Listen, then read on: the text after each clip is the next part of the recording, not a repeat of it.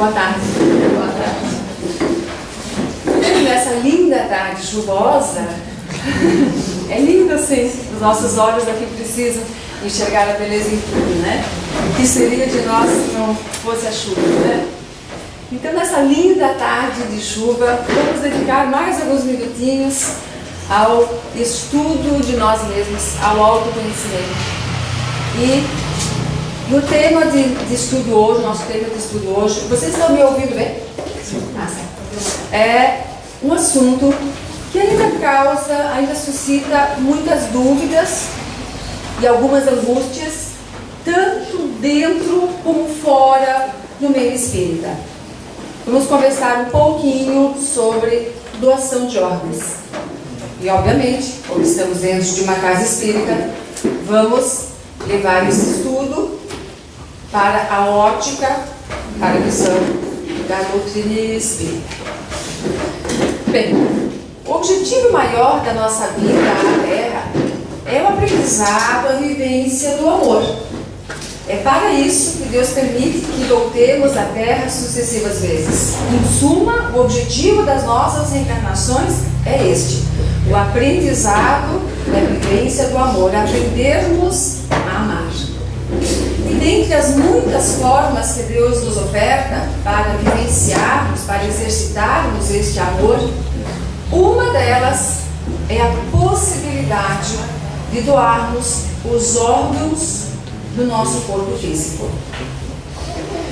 E o nosso corpo é, como vocês já devem ter percebido, como vocês devem sentir também, que o nosso corpo é o que temos de mais íntimo, é o que temos de mais nosso. É com ele que nós estabelecemos as mais profundas ligações, a ponto de algumas pessoas acharem, aliás, muitas pessoas acham que são o seu corpo. Não conseguem compreender ainda que elas só têm um corpo, que usam um corpo. Muitas pessoas se enxergam como sendo o seu corpo. Tão profunda e íntima é a nossa relação com esse instrumento bendito de trabalho, de estudo que Deus nos confiou. Então, justamente pelo fato do nosso corpo ser o que nós temos de mais nosso, é que a decisão de doar uma partezinha dele, a decisão de doar um ou mais dos seus órgãos, caracteriza-se por ser uma linda e sublime demonstração de amor. Sou eu decidindo por doar aquilo que eu tenho de mais meu. Mas até os atos de amor devem ser praticados com conhecimento de causa e com responsabilidade. E é por isso que hoje nós vamos dedicar alguns minutos ao estudo desse tema, analisando sob a ótica, rapidamente sob a ótica, dentro do contexto histórico, jurídico, médico, energético e espiritual. Para que o estudo assim se torne mais prático, mais objetivo, vamos desenvolvê-lo na forma de perguntas e respostas. Então, quando e quem realizou o primeiro transplante de órgãos no planeta Terra, no nosso planetinha e no nosso país, no Brasil? O primeiro transplante de órgãos do qual se tem conhecimento ocorreu lá na antiguidade, quando Cosme e Damião retiraram a perna de um etíope negro morto e transplantaram esta perna num diácono.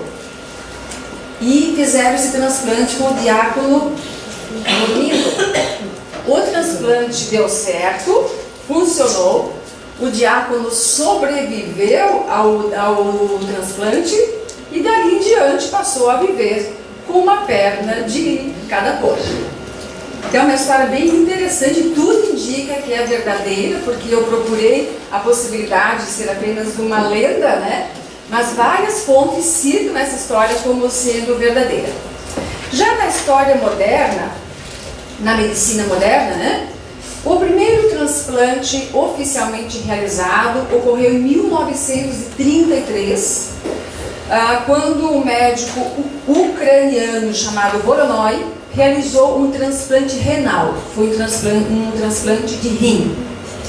Muito tempo depois, já em 67, vejam quanto tempo passou-se, né? O americano Barnard, e esse é bastante famoso dentro da história dos transplantes, né? O americano Barnard realizou o primeiro transplante de coração.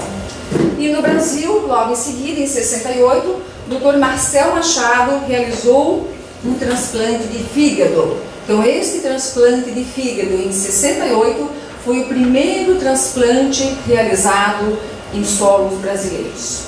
E ficou muito conhecido de todos nós o Dr. Zerbini, que realizou o primeiro transplante de coração na década de 70. Eu era adolescente nessa época e lembro que a repercussão foi muito, muito grande. Bem, o que diz a legislação brasileira acerca da doação de órgãos? A legislação brasileira em relação à doação de órgãos está entre as mais rígidas do planeta. A gente até estranha quando alguma coisa no nosso país funciona bem, quando é rígido, quando prima pelas regras, né? Enfim, para o nosso bem, a legislação brasileira em relação à doação de órgãos está entre as mais completas e mais rígidas do planeta. Mais rígida, inclusive, que a legislação de países desenvolvidos, como Estados Unidos, Canadá e etc. A legislação brasileira exige a constatação da morte encefálica por 2 médicos diferentes. Bem, temos que começar explicando o que é a morte encefálica, porque em relação a essa questão ainda ocorre uma confusãozinha. Morte encefálica não é sinônimo de morte cerebral. Morte cerebral é a morte do cérebro, que é um órgão. A morte encefálica, na verdade, é caracterizada pela morte de 3 órgãos, porque o encéfalo é formado por cérebro, cerebelo, que vem logo abaixo dele, e tronco encefálico. Estes 3 órgãos formam o chamado encéfalo. E a morte encefálica caracteriza-se pela parada total e irreversível destes 3 órgãos, e não só de um deles. Então, a legislação brasileira exige que a morte encefálica, a morte desse conjunto de 3 órgãos, fique caracterizada e comprovada através de vários exames por 2 médicos diferentes. Um médico faz a bateria de exames, como tomografia, ressonância magnética, eletroencefalograma, né? E fica caracterizado por aquele médico a morte encefálica. 6 horas depois, após 6 horas, um outro médico chega e refaz todos aqueles exames. E só se esse segundo diagnóstico confirmar a morte encefálica é que ela é tida como verdadeira, né? Desde 2001, a legislação brasileira atribui aos familiares o direito de optarem pela doação ou pela não doação dos órgãos do familiar que faleceu. Por isso, é de extrema importância, algo que ainda não faz parte dos nossos costumes, dos nossos hábitos, né? Mas é de extrema importância conversarmos com os nossos familiares, expondo a eles qual é a nossa posição, qual é o nosso sentimento, qual é o nosso desejo em relação à doação de órgãos, em relação ao nosso corpo. E também saber qual é a posição de cada um deles. Você gostaria que algum dia seus órgãos fossem doados? Você é doador de órgãos? Temos na nossa cultura ocidental um grande problema com a morte. A nossa relação com a morte não é nada saudável. Como assim? É possível ter uma relação saudável com a morte? O simples fato de fazermos essa pergunta já deixa claro. como é problemática a nossa relação com a morte. Os povos orientais, japoneses, chineses, indianos, né, têm uma relação com a morte muito mais tranquila do que a nossa. Consequentemente, eles sofrem muito menos com a morte do que nós sofremos com a morte alheia e com a sua própria. Então, está na hora de criarmos um novo paradigma em relação à morte, de construirmos uma nova relação com a morte, porque a morte nada mais é do que um outro estágio da vida, do que uma passagem para a nossa verdadeira vida. Morrer nada mais é do que voltar para casa, né? E a nossa dificuldade em compreender isso faz com que soframos tanto. Então, nós não temos o hábito de conversar sobre a morte com nossos familiares, com nossos amigos. A gente começa a falar sobre a morte, logo chega alguém falando: ui, para de falar disso, não quero nem ouvir falar em morte. Como se falar em morte pudesse atraí-la, e como se não falar em morte pudesse afastá-la. Eu tenho essa dificuldade com a minha família, porque eu sou a única espírita. Depois casei e formei uma família espírita, mas a família onde eu nasci e cresci não é formada por pessoas espíritas. Eu sou a única. E eu tenho ainda grande dificuldade de conversar com meus pais, com meus irmãos, eu tenho 4 irmãos, sobre a morte. Assim que eu começo, eles mudam de assunto, levantam, vão embora. Então, apesar da resistência dos nossos familiares em relação a esse assunto, ou às vezes, apesar da nossa própria resistência, né, devemos insistir e deixar claro qual é a nossa posição em relação à doação de órgãos, para que, quando chegar o momento, se o nosso momento chegar antes do deles, eles saibam o que fazer, eles estejam tranquilos e em paz, porque sabem como devem agir. Então, doar ou não os seus órgãos é uma decisão de fórum íntimo.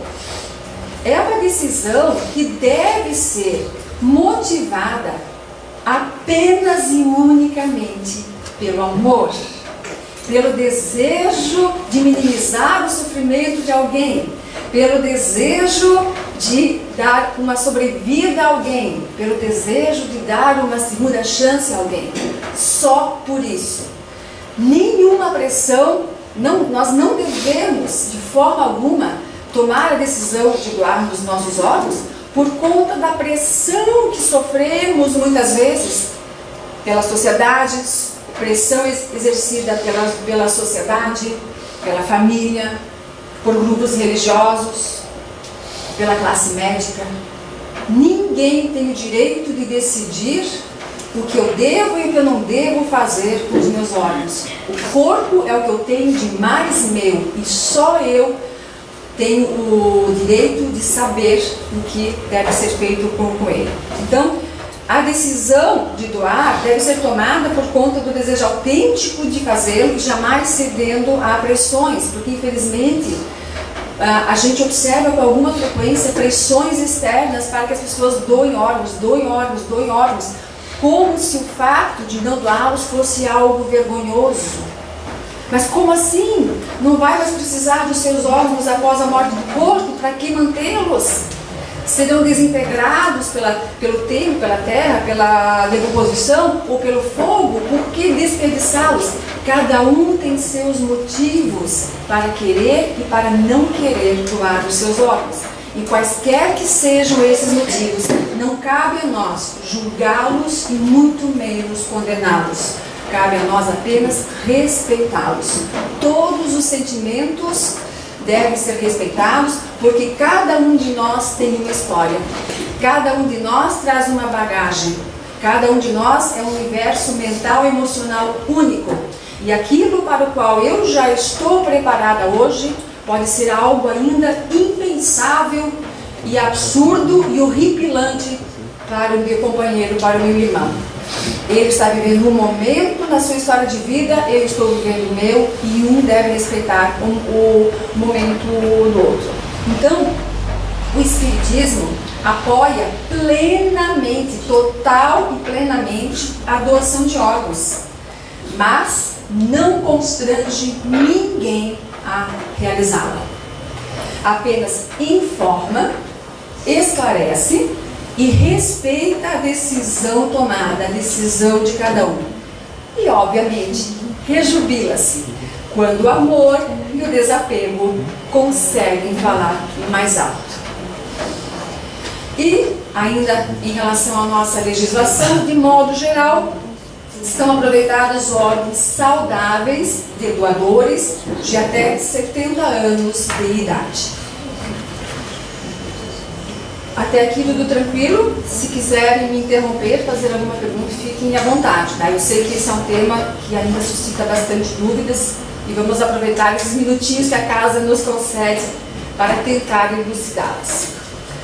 O Espiritismo concorda com a exigência da morte encefálica, aquela exigência que existe lá na nossa legislação, né?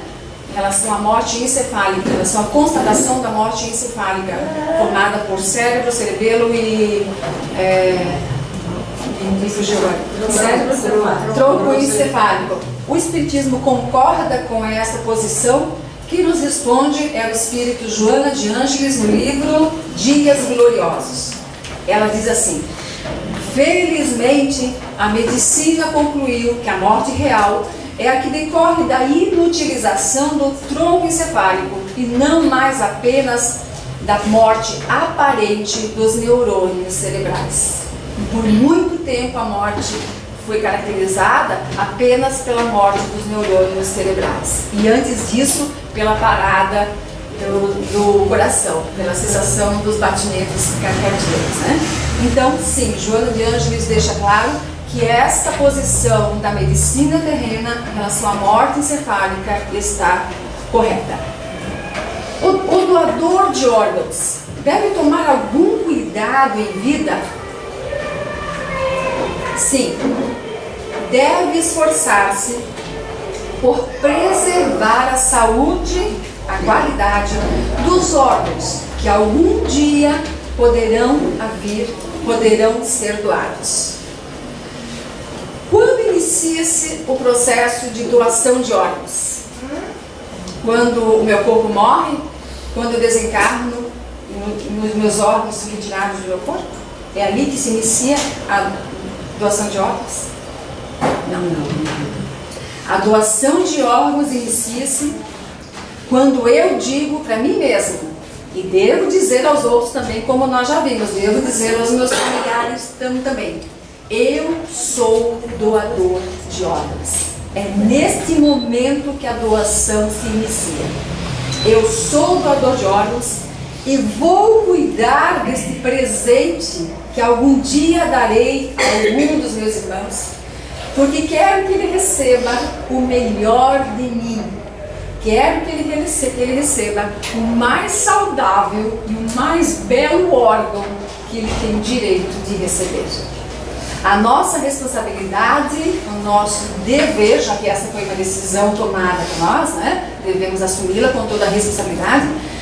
Essa nossa tomada de decisão inicia-se no momento em que dizemos que somos doadores de órgãos, e dali em diante devemos zelar pela qualidade, pela saúde do nosso corpo físico, pela saúde dos nossos órgãos.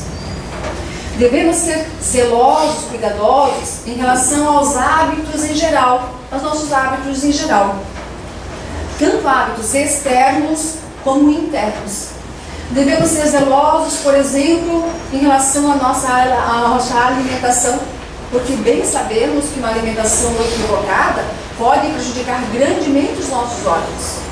Devemos ser zelosos em relação ao consumo de álcool. Devemos evitar o consumo do tabaco, o fumo, o cigarro. Evitar o uso de drogas ilícitas. Sermos bastante criteriosos também em relação ao uso de medicamentos, porque infelizmente aqui no Brasil ocorre um uso descontrolado, desenfreado e equivocado de muitos medicamentos que trazem prejuízo aos nossos órgãos, a vários órgãos, Então, o uso de medicamentos, cuidar em relação à alimentação, à atividade física, além de termos todo o zelo, todo o cuidado em relação à nossa qualidade de ser, nos pensamentos, nos sentimentos, nas emoções. Pois não? Mas como é que é feita a escolha dos órgãos que vão ser tirados? Quantos podem ser tirados e como é que é feito esse processo? É assim, ó, a princípio, existe a possibilidade de muitos órgãos serem doados. Existe uma pesquisa, né, uma estatística eu não posso que deixar diz... de dar dado para alguém, né? Tipo assim, para um irmão, para alguém que está doente. Já como destinatário. Não, de forma alguma. Os nossos órgãos vão para uma lista nacional que atende primeiramente o nosso estado, né? E se no estado não houver ninguém com compatibilidade, daí passa para uma lista nacional. Mas primeiro procura-se o receptor dentro do estado. Mais perto. Isso, justo. Agora, uma pessoa pode beneficiar 7 receptores.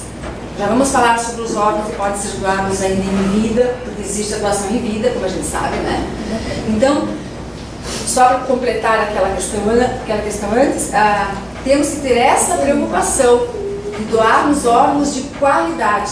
E por que todos esses hábitos que estamos mencionando, hábitos tanto externos como internos, a qualidade do pensar, do sentir, as nossas emoções, por que isso tudo é tão importante para a saúde dos nossos órgãos? Porque tudo isso, esse conjunto de fatores, interfere na qualidade da nossa energia vital. Você sabe o que é energia vital? Alguém aqui não sabe o que é energia vital? Energia vital é, como o próprio nome diz, a energia da vida. A energia que dá vida ao nosso corpo, aos nossos órgãos. Ela flui num outro corpo que nós possuímos, que se chama corpo vital ou duplo etérico. E a qualidade dessa energia vital está diretamente relacionada à nossa qualidade de ser, nossa qualidade de existir, a qualidade de vida que nós temos. Isso inclui esses hábitos externos que já mencionamos e inclui também nossos hábitos internos. Então, se eu não tenho essa preocupação, se eu não tenho esse cuidado, esse zelo com a qualidade da minha energia vital, pode ser que a minha energia vital fique desequilibrada, fique doentia, fique tóxica, e essa toxicidade da minha energia vital afeta os órgãos do meu corpo a ponto de poder inutilizá-los para o transplante. Então o órgão chega a ser analisado pela equipe de transplantes, mas muitas vezes os órgãos são descartados. Não, este órgão não atende às exigências, às necessidades. E aquela pessoa, apesar de ter se colocado como doadora, ela não agiu durante toda a sua vida, ou a partir daquela decisão, pelo menos, né, como uma doadora.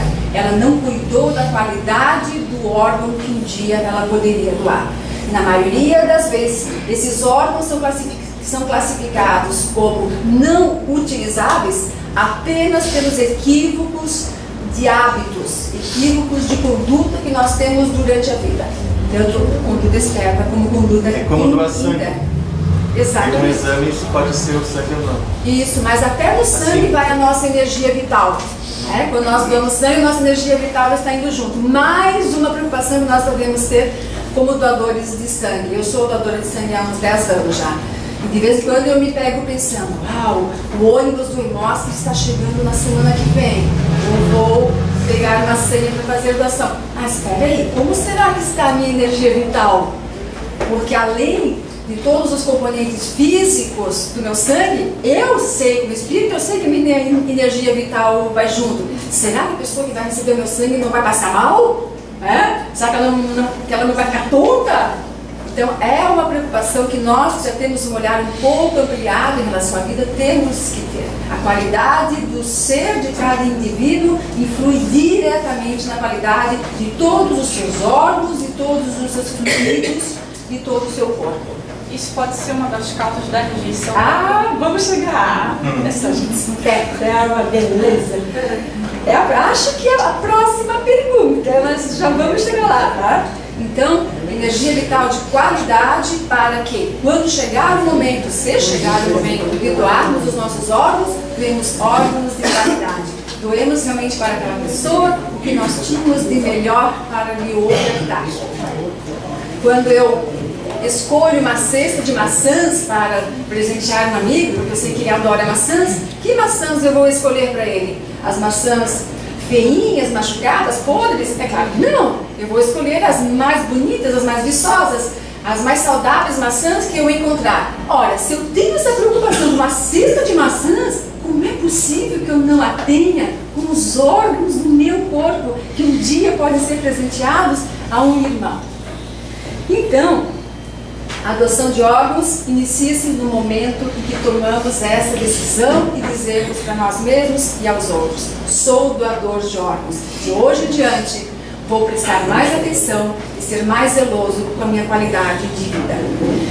E o receptor do órgão também deve tomar cuidados desse tipo? Sim, com certeza. E para o resto da vida, a possibilidade de receber um órgão, receber essa moratória de Deus, é também um estímulo ao processo de evolução, a sua melhora, porque o receptor precisa tomar decisões sérias e assumir posturas saudáveis para o resto da vida.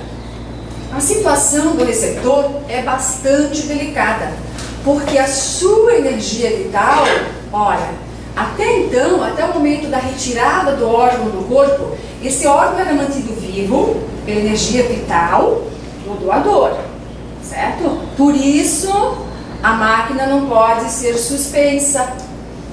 A máquina que mantém o coração batendo não pode ser desligada. O único órgão que pode ser doado após a cessação dos batimentos cardíacos são as córneas, que não são bem órgãos, mas são também doados.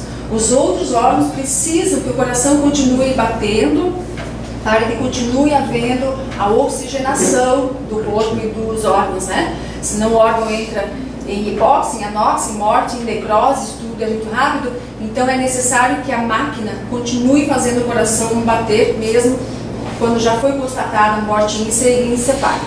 Então, até a retirada do órgão, aquele órgão era mantido vivo pela energia vital do doador. Retirado daquele corpo e sendo implantado no corpo do receptor, a energia vital que passa a mantê-lo vivo é a energia vital do receptor. Implantar o coração aqui no meu peito, de agora em diante esse coração se manterá vivo, abastecido pela minha energia vital. E aí vem a pergunta: como é a minha energia vital? A mesma questão inerente ao doador. Qual é a qualidade da minha energia vital? Qual é o meu estilo de vida? Eu sou zeloso, sou cuidadoso em relação aos meus hábitos? Eu vou honrar esse órgão que eu recebi como prova de amor de um desconhecido? Ou vou continuar com meus hábitos equivocados e intoxicando a minha energia vital? Pode acontecer que haja inclusive um processo de rejeição como choque energético, porque este órgão passou a ser abastecido por uma energia vital desequilibrada, uma energia vital de baixa frequência vibratória, uma energia vital tóxica. Essa é uma das explicações energéticas para a existência de rejeição, mesmo com o uso de imunossupressores. Já vamos chegar lá, porque essa é uma outra questão, tá? O mesmo acontece o inverso, né? Como? Às vezes, o mesmo pode acontecer no inverso. A rejeição ser pelo fato do órgão estar saudável demais, ruim, e a pessoa que vai receber está bem. Sim. E aí É uma via de mão dupla. Esse choque energético pode ocorrer no inverso também. Eu recebo um órgão saudável, como eu mencionei, mas eu não tenho esse zelo de ter energia vital saudável. Daí eu intoxico este órgão com a minha energia vital tóxica. Mas também pode ser que eu recebi um órgão energeticamente tóxico, já intoxicado pela energia vital do seu dono, vamos assim dizer, né?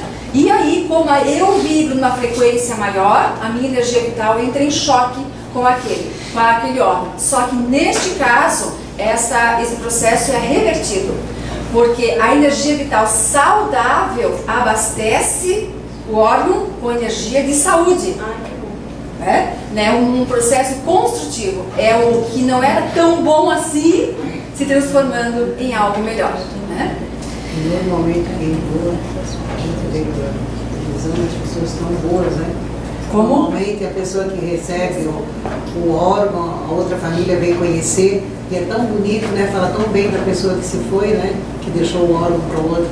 Essa atitude de doação de órgãos já denota uma grandeza de alma, uma grandeza de espírito e um desapego à matéria, desapego ao corpo, que infelizmente não são todos que têm ainda, mas cada um a seu tempo, né?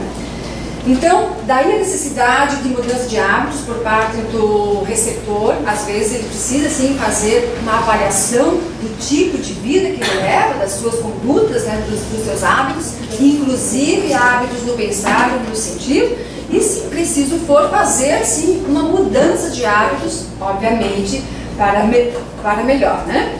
Para garantir que o órgão transplantado seja abastecido com uma energia vital de qualidade. A baixa qualidade da energia vital é a única explicação energética para a rejeição do órgão?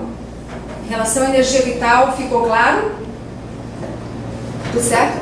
Vamos para a seguinte. A baixa qualidade da energia vital do receptor é uma das explicações energéticas para a rejeição do órgão. Mas existe uma segunda explicação, que é a explicação que está relacionada ao perispírito. Todo mundo sabe o que é perispírito? Alguém não sabe o que é perispírito? É importante que todos vocês saibam o que é perispírito. Tá bom. O perispírito do receptor ele não reconhece. Ele não reconhece aquele órgão como sendo seu. O perispírito sabe que aquele órgão não é seu. Opa, tem estranho no ninho aqui. Este órgão não é meu. E pode, a despeito do uso de imunossupressores, todos os transplantados devem fazer uso para o resto da sua vida de imunossupressores. Medicamentos imunossupressores. O que são medicamentos imunossupressores? Como o próprio nome diz, são medicamentos que atenuam a imunidade, diminuem a ação imunológica do corpo, diminuindo grandemente a possibilidade de uma rejeição do órgão. Então, há casos em que, a despeito do uso correto de imunossupressores, ocorre a rejeição. Quando essa explicação não está lá naquela questão da energia vital, ela pode estar na questão do perispírito, que reconhece que aquele órgão não é seu. Compreendendo melhor este assunto. Quando reencarnamos, nosso perispírito serve como modelo organizador biológico para o nosso futuro corpo físico. Perispírito e corpo físico estão unidos. Célula a célula, molécula a molécula, átomo a átomo. Decorre disso que o corpo físico é a cópia fiel do perispírito. E os dois possuem a mesma identidade energética, a mesma marca energética, como a nossa impressão digital. Olha, quando ocorre a chegada de um outro órgão, o perispírito logo percebe que aquele órgão não possui a sua identidade energética. Por quê? Porque ele foi criado a partir do modelo organizador biológico, a partir do perispírito, de uma outra pessoa. Aquele órgão possui a marca energética, a marca perispiritual, daquela outra pessoa, do doador. E o perispírito logo percebe isso e passa então ele entra numa tentativa de abraçar energeticamente este órgão, a fim de aceitá-lo. Tá bom, é um estranho no ninho, mas eu vou fazer um esforço para aceitá-lo. Mas para o resto da vida, ele sabe que aquele órgão não é dele. E aí entra a ação dos imunossupressores. As rejeições eram o grande problema dos transplantes. Praticamente todos os transplantes apresentavam rejeição. E esse problema foi grandemente amenizado com o uso dos imunossupressores. Mas às vezes mesmo com o uso dos imunossupressores, mesmo tendo sido comprovada a compatibilidade histológica e bioquímica, mesmo assim ocorre a rejeição.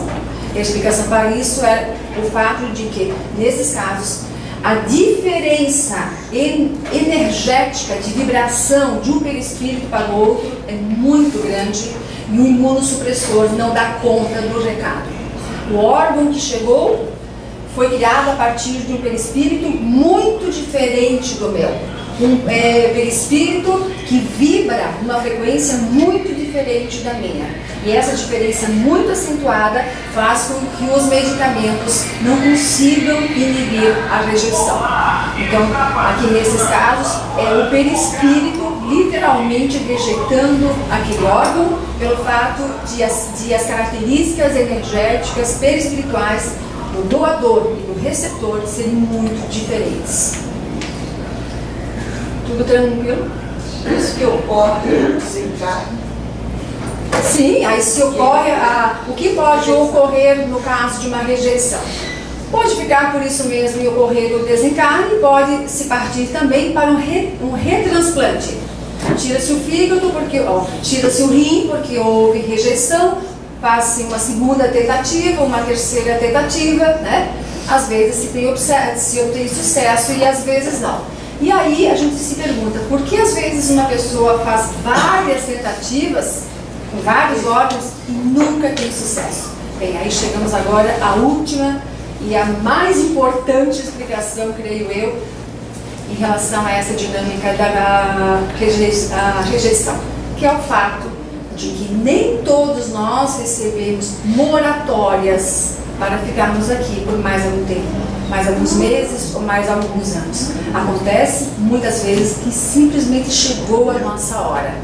E quando isso acontece, não importa quantas tentativas façamos, não vai funcionar.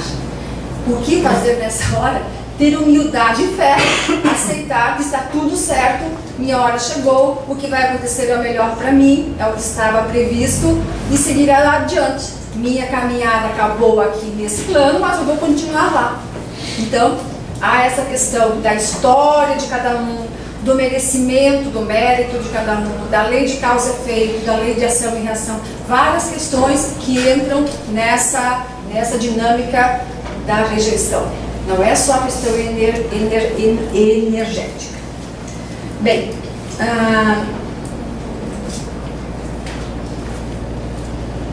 Thaís, oi. minha filha quer saber por que o transplante Autólogo é tão difícil de dar certo.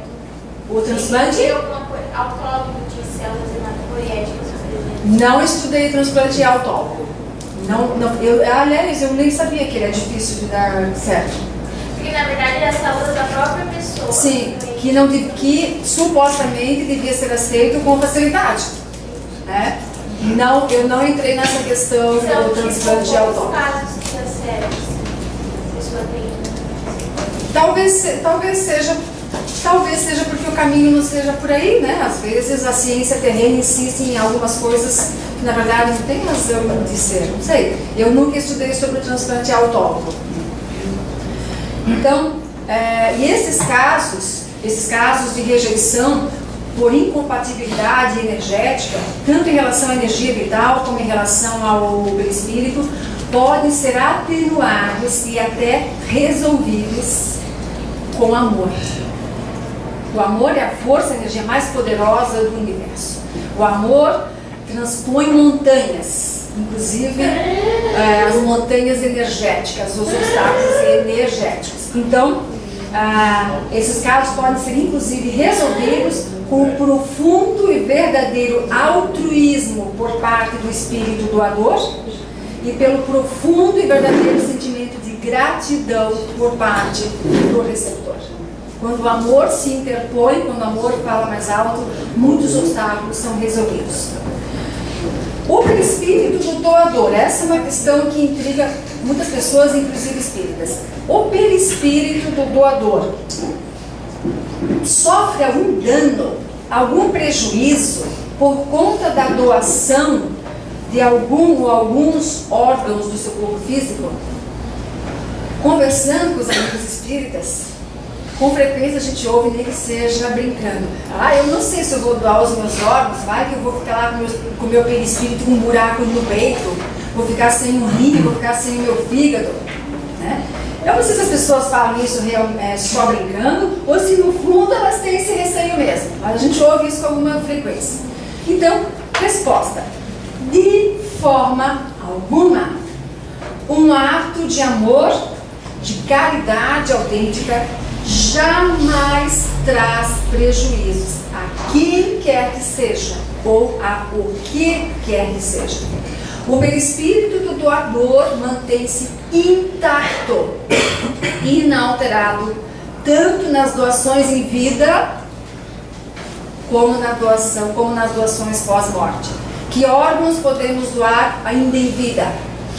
Um dos rins, um pedaço do pulmão, um pedaço do fígado, células do pâncreas e medula. E quando for possível fazer isso e desejarmos fazer isso, o façamos sem receio de danificar o nosso perispírito, porque estamos fazendo isso por amor, e o amor jamais traz prejuízos, danos a quem quer que seja. E o mesmo ocorre nas doações realizadas pós-morte do corpo físico. Mesmo que a decisão da doação tenha sido tomada por um familiar e não pelo espírito que desencarnou, pela pessoa que desencarnou, né? Mesmo que essa decisão tenha sido tomada pelo familiar, ainda assim ela foi motivada pelo amor, pela caridade, pelo altruísmo. E mais uma vez, ninguém será prejudicado, o doador não será prejudicado por conta da decisão de amor tomada por um familiar seu. O amor é realmente uma coisa espantosa, né? Então, mesmo que a decisão pela doação tenha sido tomada por um familiar e não pelo espírito desencarnante, o sentimento que motivou a doação foi o amor, o desejo de minimizar o sofrimento de outra pessoa, e isso só trará benefícios para o doador. Isso favorecerá o doador em sua vida espiritual. Vejam só, mesmo que a decisão não tenha sido tomada por ele, que coisa linda que é o amor. Mesmo que a decisão não tenha sido tomada por ele, se ele aceitou aquela decisão do seu familiar com serenidade, com calma, se ele ficou feliz, se ele rejubilou-se por de alguma forma poder ajudar um irmão seu, ele será beneficiado tanto no plano espiritual, na sua vida espiritual, como no futuro, na sua próxima encarnação terrena. E esse é um aspecto lindíssimo da doação de órgãos, sobre o qual nós vamos falar já. Então, fique bem claro, não ocorre qualquer dano no nosso perispírito. O doador pode sentir desconforto ou até dor no momento que o órgão está sendo retirado do seu corpo físico? Dependendo da condição do espírito, pode sim. Pode sentir desconforto, pode sentir até dor. Espíritos mais apegados à matéria, e aí chegamos àquela questão do desapego, né? Espíritos muito apegados ao seu corpo físico, espíritos, pessoas que em vida faziam culto à beleza do corpo, aquela coisa exacerbada, exagerada, né? Pessoas que enxergavam-se como sendo o seu corpo, podem ter dificuldade, elas têm uma maior dificuldade para libertarem-se do corpo físico, para o seu perispírito se separar, se libertar do corpo físico. Esse processo para essas pessoas é mais lento, justamente porque elas são mais apegadas à matéria. É como se elas dissessem: daqui não saio, daqui ninguém me tira, esse corpo é meu e eu não quero ir embora. Então, pessoas que ainda têm esse apego à matéria e ao corpo, né, podem vir a sentir desconforto e até dor no momento da retirada do órgão, mas são prontamente atendidas pela equipe espiritual, que anestesia as suas sensações, prontamente anestesia o seu desconforto, a sua dor, fazendo com que não sintam mais nada, e ofertam-lhes as orientações necessárias. Isto ocorre mais facilmente com espíritos. Isto ocorre também com espíritos que não queriam doar os seus órgãos. E agora chegamos nessa questão que é importantíssima. A de realmente nos manifestarmos em vida em relação ao nosso desejo ou não de doar os nossos órgãos. Espíritos que não queriam que seus órgãos fossem doados, que não autorizaram e ficam revoltados quando percebem que alguém está mexendo no seu corpo e retirando os seus órgãos. Obviamente, esses são espíritos menos evoluídos, porque ainda possuem um grande apego à matéria, além da questão do orgulho, da vaidade, né? Então, mas eles existem e não são em pequeno número. Isso pode acontecer, então, quando o espírito não aceita a decisão que foi tomada pelo seu familiar, fica ali às voltas do corpo físico, recusa-se a se libertar, e aí ele pode vir a sentir também a retirada dos seus órgãos. Mas em todos os casos, eles são assistidos pela equipe espiritual que intervém prontamente a fim de anestesiar, literalmente anestesiar, com seus anestésicos energéticos, né? Anestesiar aquela dor, aquele desconforto. Espíritos que são pegos de surpresa. Às vezes a pessoa não tem uma posição contrária à doação, ela apenas foi pega de surpresa, ela não estava preparada para aquilo. Em vida ela não pensava naquilo, ela não conversava com as pessoas sobre aquilo, ela não se colocou oficialmente como doadora de órgãos, e de repente na posição de desencarnante ela se vê surpresa. Uai, tem alguém mexendo no meu corpo? O que estão fazendo no meu corpo?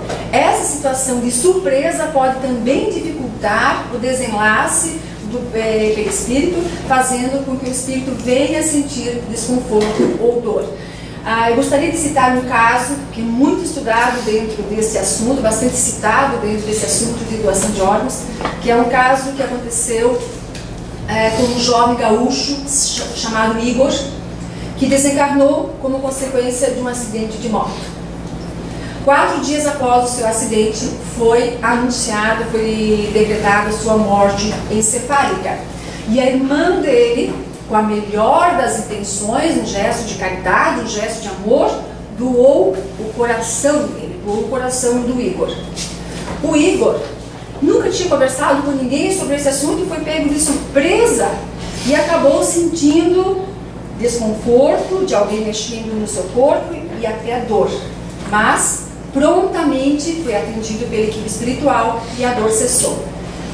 E aí ele conta através da psicografia de Chico Xavier, que logo em seguida, já lá no plano espiritual, ele já estava melhor, estava bem equilibrado, já tinha sido elucidado, já tinha explicado para ele o que tinha acontecido, e ele então viu-se no plano espiritual íntegro, o seu perispírito completamente íntegro, com o seu coração batendo forte e vigoroso no peito, do perispiritual, e foi-lhe explicado então que no futuro, quando ele voltasse à Terra, quando ele reencarnasse, o corpo dele teria um coração ainda mais vigoroso, ainda mais forte, ainda mais saudável, por conta do ato de amor que foi realizado, tendo como objeto o seu coração físico. Então vejam que esta decisão da doação, essa iniciativa, nem tinha sido dele. E mesmo assim, ele foi grandemente beneficiado por isso. Então imaginem vocês, quando a decisão é nossa, quando nós nos jogamos de alma, de coração, na decisão de doar o nosso corpo a algum irmão. Então, pode sim sentir dor ou desconforto, mas esse desconforto é prontamente amenizado e erradicado pela equipe espiritual. Em relação a esse assunto, o Espírito Emmanuel, no livro Plantão de Respostas, explica, psicografado por Chico Xavier: mesmo que a separação entre o espírito e o corpo não tenha se completado, a espiritualidade dispõe de recursos para impedir impressões penosas e sofrimentos aos doadores. Doadores voluntários. Quem são os doadores voluntários? Aqueles que em vida se colocam como doadores. Os outros, os que não se colocaram como doadores e acabaram tendo seus órgãos doados, por decisão dos seus familiares, são chamados doadores compulsórios. Eles não tiveram a opção de escolher, né? Mas aqueles que em vida optam pela doação, são os doadores voluntários, esses jamais, nunca sofrem com essas sensações penosas no momento do desencarne, no momento da retirada do órgão. Porque a partir do momento em que tomam a decisão de doar os seus órgãos, já estão se preparando mental e emocionalmente para viver aquele momento sublime no qual o seu corpo poderá finalmente amenizar a dor de alguém e prolongar a vida de alguém. Então, nós estamos protegidos e preparados quando esse momento chegar, se durante a vida nós já vínhamos nos preparando mental e emocionalmente para isso. Espíritos que não aceitam a doação dos seus órgãos podem obsediar o receptor? Todo mundo sabe o que é obsessão? Sabe? Pois é.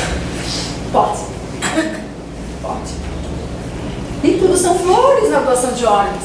O importante é termos o conhecimento dos fatos para tomarmos a nossa decisão, qualquer que seja ela, com consciência. Para que depois não venham a nos dizer, me enganaram, não me contaram que isso podia acontecer. O Espiritismo tem compromisso com a verdade que elucida, que esclarece, que liberta e que nos torna donos de nós mesmos, donos das nossas decisões. Então, voltando àquela questão, a resposta é sim.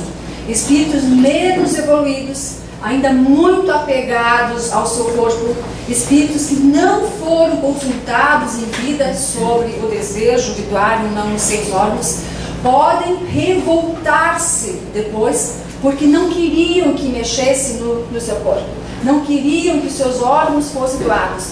E aí julgam-se no direito de tomar o órgão de volta, como se isso fosse possível, mas na mente doentia deles é mais ou menos isso que funciona, e passam a tentar obsediar a pessoa que recebeu o órgão ou as pessoas que receberam os seus órgãos. O processo obsessivo, como eu acredito que vocês sabem, caracteriza-se por ser sempre uma ação danosa, penosa, prejudicial do espírito, aqui nesse caso desencarnado, em relação ao encarnado que recebeu o seu órgão. Ele vai fazer a tentativa de incomodar, de prejudicar aquela pessoa, mas nem sempre ele conseguirá. Porque para que a obsessão se estabeleça, é preciso que haja sintonia vibratória entre o obsessor e suposto obsediado, aquele que que foi escolhido como para ser um obsediado. Se essa sintonia energética, essa sintonia vibratória não se estabelecer, o espírito tenta e não consegue estabelecer a obsessão, não consegue se conectar com a pessoa e não consegue prejudicá-la. Então, mais uma vez, a necessidade de cuidarmos da qualidade do nosso mundo interior, só para encerrar isso aqui, da qualidade do nosso mundo interior, a qualidade dos nossos pensamentos e sentimentos e, principalmente, o receptor deve lembrar-se de, sempre, com frequência, todos os dias, várias vezes por dia, se for o caso, lembrar de agradecer ao espírito doador pelo órgão que ele doou, orar por ele, fazer preces por ele e pensar nele com carinho, com gratidão. Essa postura firme do receptor em relação ao espírito doador praticamente inviabiliza o processo de obsessão, porque o receptor se coloca energeticamente numa frequência mais alta, que é a frequência do amor, a frequência da gratidão, e o espírito obsessor, mesmo que ainda queira, não consegue se conectar com a sua vítima. E outra consequência dessa atitude constante de gratidão é que esta postura acaba por iluminar o caminho do doador e apaziguar o seu coração, fazendo com que esmoreça e até desapareça nele o desejo de obsediar, o desejo de prejudicar. Então, mais uma vez, o amor realizando pequenos e grandes milagres. Pois não, Bruno? Se houver obsessão, pode ser provocado algum processo de rejeição por essa obsessão? Ele pode, sim, dependendo da sintonia com o receptor, pode. Pode sim. Assim como nós sabemos que o processo obsessivo pode provocar várias patologias, né? Pode provocar doenças a níveis de corpo físico. Então pode sim. O espírito obsessor, que é o doador compulsório, aquele que não queria doar, ele pode sim interferir, facilitando a rejeição.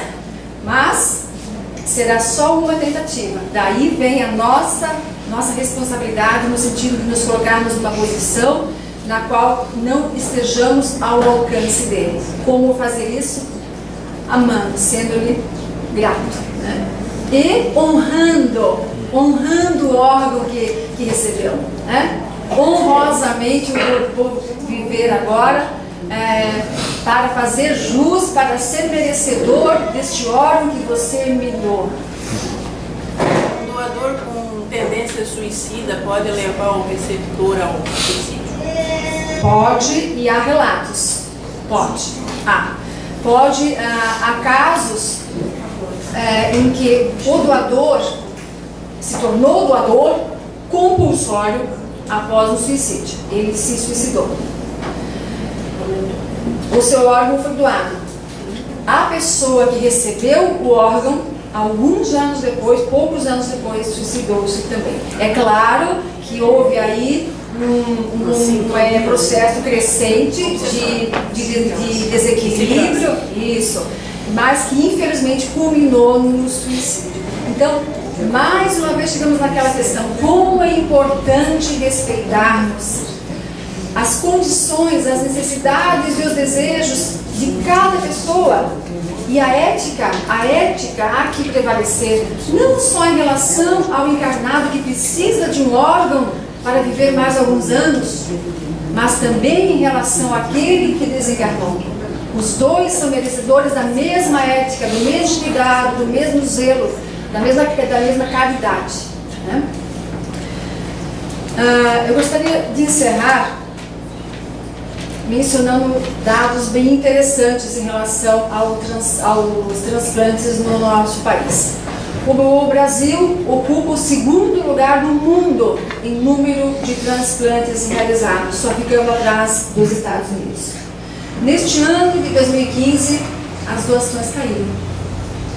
E caíram porque as famílias estão recusando as doações. O maior número de famílias está recusando as doações. E estão recusando por quê? Porque não sabem se o familiar que faleceu queria doar os seus órgãos. Essa posição das famílias tem um ponto positivo e um ponto negativo. O ponto positivo é, puxa, que beleza, estão se preocupando com o desejo do desencarnado. Isso é o despertar da consciência. Até pouco tempo as pessoas não davam mais a mínima para o que o desencarnado pensava, o que ele sentia, afinal ele não existe mais mesmo. Agora, após a morte do corpo, após a sua desencarnação, muitos familiares já estão se preocupando. Será que ele queria que seus órgãos fossem doados? Eu não sei se ele queria, então na dúvida eu não vou doar. Esse é o ponto positivo. E o ponto negativo é o fato de que, se não sabem se ele queria ou não, é porque não conversaram sobre isso. Na hora do churrasco do domingo, da feijoada do sábado, por que não aproveitaram para conversar sobre isso? Mas isso é coisa que se conversa num churrasco, numa feijoada. Não tem hora nem lugar para se conversar sobre isso. Isso não é uma conversa sobre a morte, isso é uma conversa sobre a vida. Então, precisamos transpor esse obstáculo que é a comunicação em relação a várias questões inerentes à morte, entre elas a doação de órgãos. Então, precisamos conversar mais sobre esse assunto com os nossos familiares para que, se eventualmente ocorrer a necessidade de tomarmos uma decisão por ele, sabermos o que ele queria. posso doar os órgãos dele em paz, estou tranquila. Essa decisão não me angustia, não me traz dúvidas alguma, porque eu sei que ele queria doar os seus órgãos e ele vai ficar muito alegre, muito feliz com isso. Ou o inverso, não vamos doar os seus órgãos. Ele expressou claramente que não deseja que seus órgãos sejam doados. E o seu desejo será respeitado, porque ele tem o direito de fazer com o seu corpo o que ele quiser. Mas precisamos conversar. Santa Catarina tem o sistema de transplantes mais organizado do país. Somos referência, somos exemplo para o Brasil. Enquanto a média nacional de 14 doadores por milhão de habitantes, a média catarinense é de 34 doadores por milhão de habitantes, 140% acima da média nacional. Abençoados aqueles que, não desejando absolutamente nada em troca, colocam seu corpo à disposição dos irmãos. Deu um choquinho. Acho que está na hora de arrumar.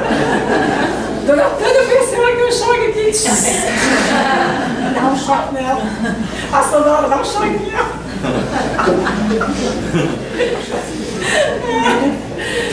Abençoados aqueles que, não desejando absolutamente nada em troca, apenas por amor ao seu irmão e humanidade, colocam seu corpo à disposição daqueles que têm necessidade. Estes, sem dúvida alguma, estão um passo à frente, estão um pouquinho mais perto do céu. E vou encerrar o nosso estudo lendo as lindas palavras de um neurocirurgião e professor brasileiro chamado Raul Marinho Júnior. Ele não é espírita, ele é neurocirurgião e trabalha com transplantes. E vejam o que ele escreve acerca desse assunto. Heróis são difíceis de achar. Heróis são doadores vivos, doadores mantidos vivos em UTIs, famílias esclarecidas que acabaram de sofrer a tragédia da perda de um ente querido. É preciso uma alta dose de altruísmo, solidariedade e generosa caridade cristã para transferir a própria vida por nossa vontade após nos despedirmos das prisões da carne, ou consentir que um parente venha a compartilhar o dom da vida com alguém da lista nacional de espera. Os transplantes surgiram como que para testar nossas virtudes e solidariedade humana, nosso altruísmo, nossa generosidade, nossa piedade, nossa compaixão, nossa filantropia, nossa benevolência, nossa bondade, nosso amor ao próximo, nosso espírito humanitário, nossa indulgência, nossa excelência moral, nossa grandeza de alma, nossa misericórdia, nosso espírito de socorro, amparo e auxílio e, sobretudo, a virtude mais decantada nos evangelhos, o amor e a caridade. Então, felizes daqueles que já conseguem, já têm condições de realmente vivenciar isso na sua vida.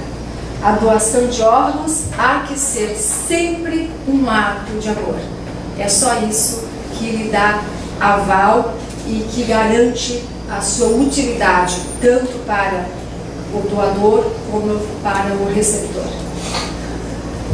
Alguém gostaria de fazer mais alguma pergunta antes de encerrarmos? Não? Tudo tranquilo? A dona Tânia está lá, está de cabelo em pé. Eu gostaria de fazer uma... Dona Tânia, mais um segundo, posso? Pode. Eu gostaria de fazer uma observação sobre algo que me veio agora em relação ao desencarne de crianças. Como é possível que uma criança opte em vida pela doação ou não dos seus órgãos? Isso não é possível. Essa decisão sempre é tomada pelos familiares e em quase 100% dos casos pelos pais. Então, como saber se eu devo ou não doar os órgãos do meu filho? Será que ele não pode vir a sofrer com essa minha escolha? Olha, gente, se todos os espíritos recebem assistência da equipe espiritual após a morte do seu corpo, após o seu desencarne, estejamos certos de que as crianças recebem uma assistência ainda maior, uma assistência especial.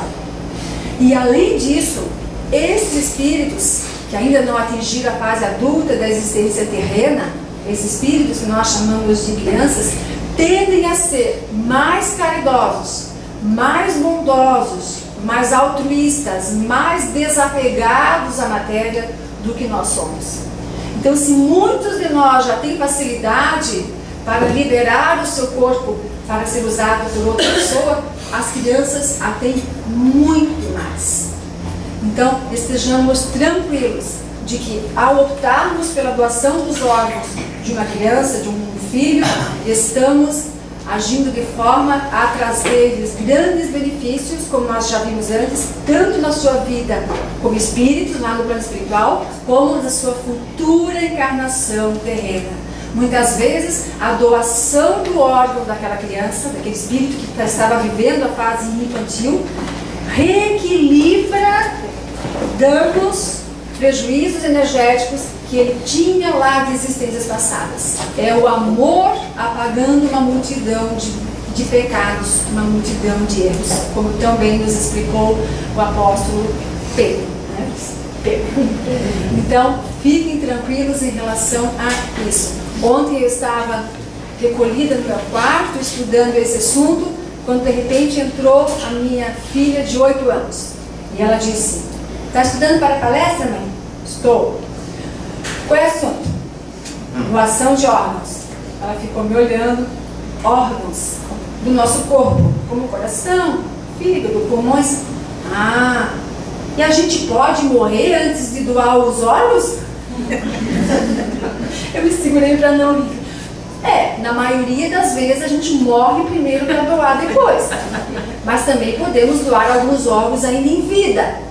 "Ah, tá." Aí fiquei quieta só esperando, né? Dali a pouco: "Bom, se eu posso morrer antes, então eu quero doar o meu coração." Gente do céu, que preparo que eles têm, né? Que sensibilidade e que desapego. Ela só queria ter a certeza de que não teria que doar o coração ainda em vida. Mas se isso estava resolvido, então pode levar o coração. "Bom, se eu posso morrer antes, então eu quero doar o meu coração."